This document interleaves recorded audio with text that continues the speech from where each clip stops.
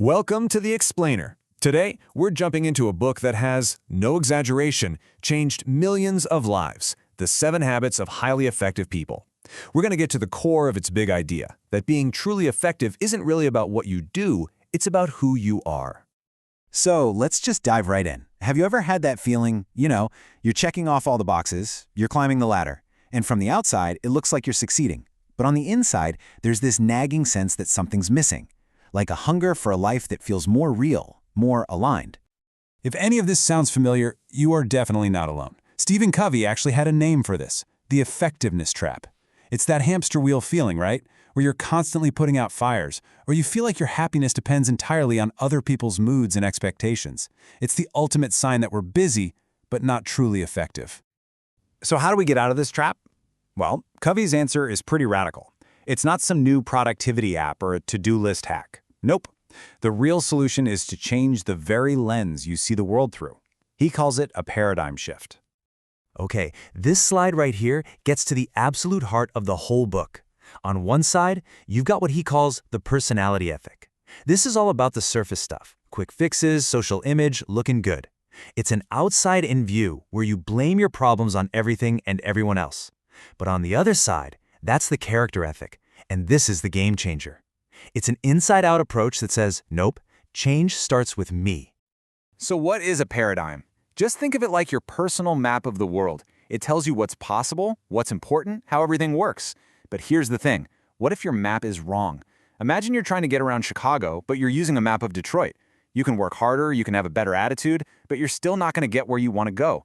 The first step is realizing you have to check your map. This quote just nails it. It means that what you're seeing out there, that's not objective reality. It's a reflection of you. Your world is a reflection of your map. So if you want to change the world you're seeing, you can't start out there. You have to start in here. You have to change you. Now, while our personal maps, our paradigms can be flawed, Covey says some things are just solid, unshakable. He calls them principles, things like fairness, integrity, honesty. Think of them as lighthouses. They're not going anywhere. You can't break them, you can only break yourself against them. And the real key to effectiveness is lining up our personal maps with these timeless lighthouses. All right, so let's get into the practical stuff. How do we do this? It starts with what Covey calls the private victory. This is all about mastering yourself. It's that journey from being dependent on others for your validation and happiness to becoming truly, deeply independent. This private victory is won by mastering these first 3 habits. And listen, the order here is absolutely crucial. Each one builds on the last. Together, they create this incredibly strong foundation of character and inner strength. Habit 1, be proactive, is the bedrock. It's everything. Drawing from the incredible work of Viktor Frankl, Covey points out that between what happens to us, the stimulus, and how we react to it, the response, there is a space. And in that space is our power, our freedom, to choose our response. That's it. Proactive people live in that space. This is such a great way to visualize it. We all have a huge circle of concern, right? All the stuff we worry about, the economy, the weather, what other people think, things we can't really control.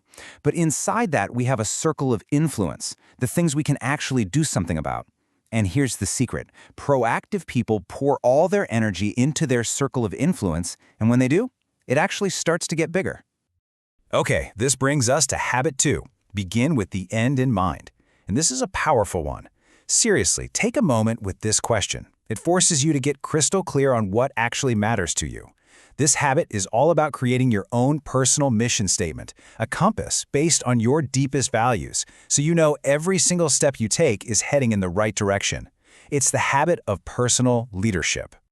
So once you know your destination, habit 3 is about how you drive the car. This is the habit of personal management. And the secret sauce, you can see it right here, is quadrant 2. See, most of us live in quadrant 1, just fighting fires, dealing with crises, but highly effective people, they live in quadrant 2. They focus on what's important, but not yet urgent. This is where you do the planning, the relationship building, the stuff that prevents the fires from ever starting. So once you've achieved that self-mastery, that private victory, you're ready to level up. This is the public victory. This is where you go from being independent to being effectively interdependent. It's about taking that inner core of strength and using it to build amazing, productive relationships with other people. The public victory is built on these next 3 habits. And it all kicks off with habit 4, think win-win.